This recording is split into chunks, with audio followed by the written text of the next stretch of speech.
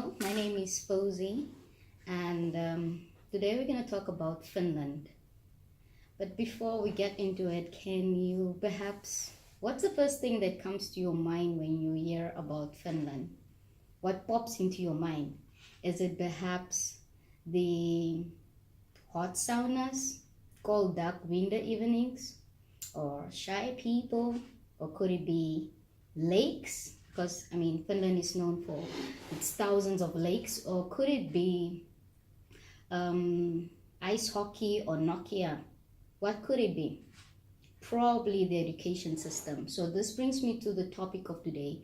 Today we're going to talk about the Finnish education system, and specifically 10 interesting things that I have observed within the Finnish education system.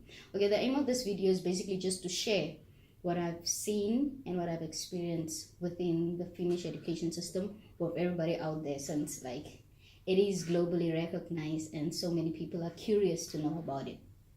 Without wasting time, let's dive right into it. So the first element that we're going to talk about is the teacher qualification. In Finland, unlike in other countries, I will reference Namibia because I'm from there. You need to be in possession of a master's degree in order to train, in order to teach, whether it's pre-primary learners, primary or high school. A master's degree is a must. So teachers basically here are highly trained and qualified. And it takes 5 years, yes, you heard me, 5 years to be honored with a degree qualification, a master's degree, in order to train. So that means teachers spend a lot of time being trained and therefore they do good. Unlike in Namibia, you just need a bachelor's degree to be a primary or high school teacher. The second point that we're going to talk about is equality. The Finnish education system values equality, and if you look at any document, whether it's policies, regulations, the curriculum, or any legal document that concerns the education system, equality is one of the things that are very much emphasized. And there are three other words that you would most definitely find in this document, and it's quality, efficiency, and equity. And those are like the backbones of the Finnish education system. Let me shortly share about the quality aspect. 40 years ago, when Finland was in the process of reforming the education system, quality was actually one of the things that they looked at and emphasized at. And they wanted so much to shift their attention to quality, equal treatment, instead of quality education. And this caused so many people to be puzzled, and they felt that they will lose everything if they start focusing on quality. But however, it came out to be that actually focusing first on equal treatment resulted into quality education. So the Finnish education system and the country as a whole believe that everybody is equal and everybody should be provided equal opportunities, regardless of their social, economic background, status, race, etc.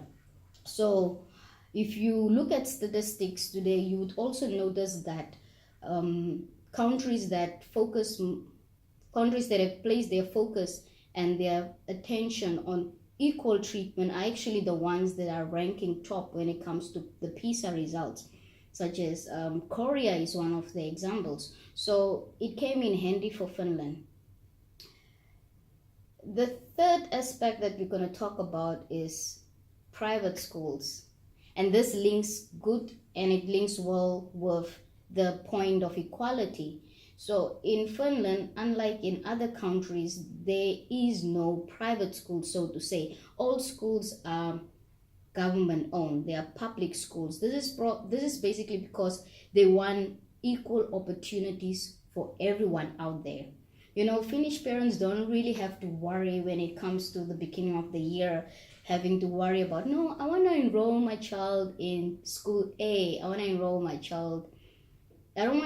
child in school B because, school A is good. No, they don't have to worry about all that because, all schools are the same everywhere. So which which makes it so much easier. And when it comes to equal education provided for everyone, it's such, I believe it's such a good initiative that they came about. Because sometimes you find that when you have private schools in your nation, you find that sometimes there is a difference in education provided to the citizens. Then with the next point will be point number 4, which is the teacher profession. It is in Finland, the teacher profession it's a highly prestigious profession. Many years ago it was not the case, but it has changed.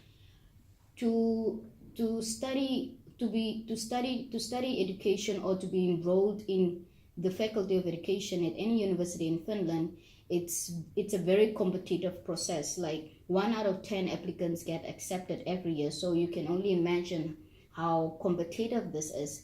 And the other thing that I also want to point out under this point is that teachers are highly respected and they are highly appreciated, unlike their counterparts in the rest of the world. They are given freedom from external inspections, regulations, etc. They are free to, and they are most importantly entrusted with every child's education system. Point number 5, early intervention programs. And you may be wondering, what is early intervention programs? This is an essential part of the Finnish education system, because educators strongly believe that in order to tackle education difficulties or learning difficulties, you first need to identify and detect the problem before you can assist the child. So in that sense, early intervention programs have played a major role in the success of the Finnish education system. And they also strongly believe that the emotional moral well-being should be at the top of all concerns. Point number 6, the student-centered learning approach. The Finnish education system is mostly learner-centered, and this ties good in with the previous point of early intervention programs. So in order to have a lesson plan, or in order to prepare something that is in accordance with a learner's abilities and skills, you need to understand what is the weaknesses and the strong points of this learner. You can only identify that through the early intervention programs. So most of the curriculums and lesson plans are planned out in such a way that it suits the learner's ability, or it is designed for that learner. So therefore you will find individual lesson plans and learning material for each child in one classroom, which I feel it's a very, very good thing, because learners and people in general are different. So their learning abilities will be different. So if the teachers and education system make rules or make ways to assist such the needs of such children, it will eventually result into quality education. The 7th point would be assistant teachers. Yes, this is the teacher apart from the main teacher. And like if you work into any typical Finnish classroom, you will most often find 2 teachers. It's the main teacher and then it's the assistant teacher. Let me enlighten you on what I have observed by going to community schools in the neighborhood. I've seen that the main teacher is usually the instructor and the director of the class and the lesson, while as the assistant teacher would be in the background working from desk to desk, assisting learners, most especially those that have learning difficulties or are slow learning learners. And you may be wondering, like, why is there 2 teachers if one teacher is doing everything? This is just making the work and task easier for the main teacher, and it helps the main teacher not to lag behind in the process, and everybody can learn and everybody is not left behind. So Point number 8, standardized test. Yes, I'm sure you've heard it. From my personal perspective, studying, I personally got to write tests as early as from grade 4, grade 5. I sat for tests. But in Finland, it's a no-go zone. Like, there's hardly homework and no standardized tests, except probably one, which you would write in your high school year. So yeah, they believe that tests and exams are stressful, and it can cause a student to be anxious, and it shouldn't be the mode of learning. They believe that learning is more than test and exam. It's about getting the learner to understand the concept, getting the learner to understand what they are learning, and that a test and exam should not be like the guiding principle, so to say, of their knowledge. Point number 9, education in Finland is free. From primary school up till tertiary education, it is free. So that's also just one of the added benefits of why the literacy rate is high and education is valued and education is doing well. So last but not least, point number 10, we have Finland has been ranked over the years like as a top performing nation in the PISA results. The PISA results is an assessment that is usually done or made among 15-year-olds, specifically in the subjects of math, science, reading, literacy, etc.